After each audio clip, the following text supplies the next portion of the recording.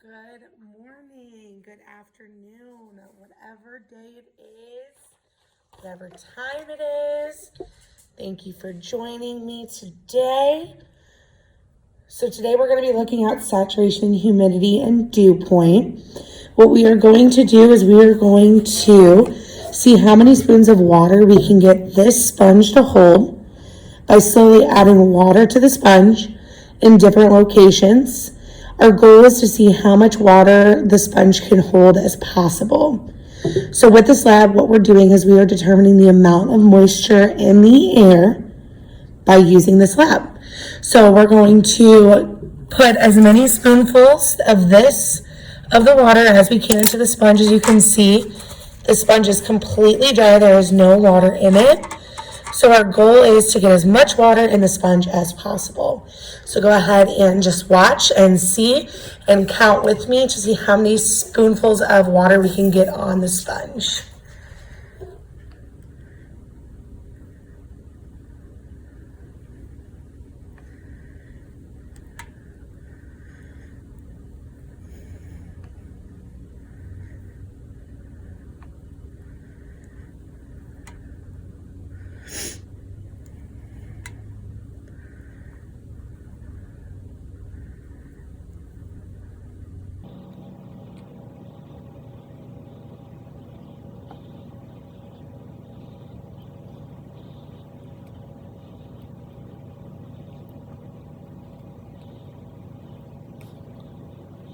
Okay, so we've hit 20 spoonfuls of water, and so far we do not have any water at the bottom of our pan. But you can see that the sponge is starting to absorb the water that we are putting into it. So we're going to keep going, and we're going to see how much more water we can get in our sponge.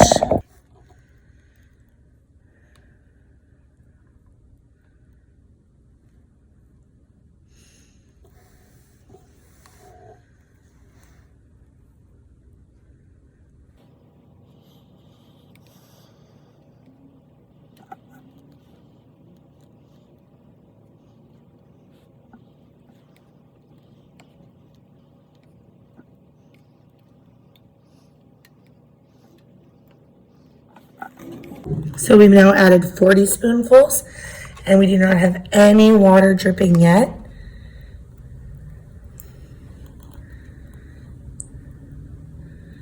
But as you can see with the sponge, we're starting to see full absorption.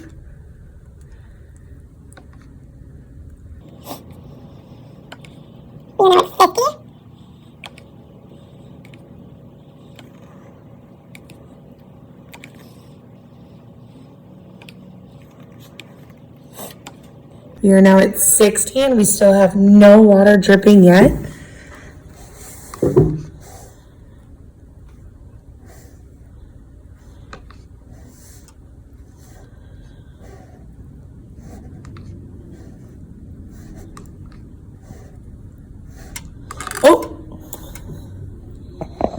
At 67 spoonfuls, we had our first drop of water, showing that our sponge held 67 spoonfuls of water. So what you will now do is you are going to calculate the percent saturation for the number of spoonfuls on your paper. While doing this lab, our goal was to see whose sponge could hold the most water. So I was able to put 67 spoonfuls of water on my sponge so that it reached 100% saturation.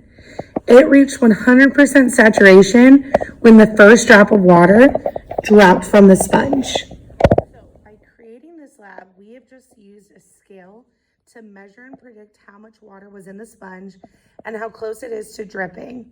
So meteorologists, scientists who study weather, they use this to measure how close it is to raining by using a humidity scale for water present in the air. If humidity is really low, it's not likely going to rain. If humidity is high, it may rain. It's going to be high because its saturation level is higher. So using the lab that we just did and that you watched me do, what we are seeing is that the sponge could only hold so much water, and when it held all the water that it could, it then released drops of water that it could no longer keep.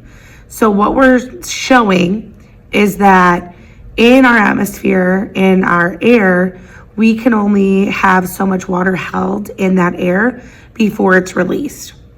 That's when it gets to 100% saturation, and that's when we experience 100% humidity.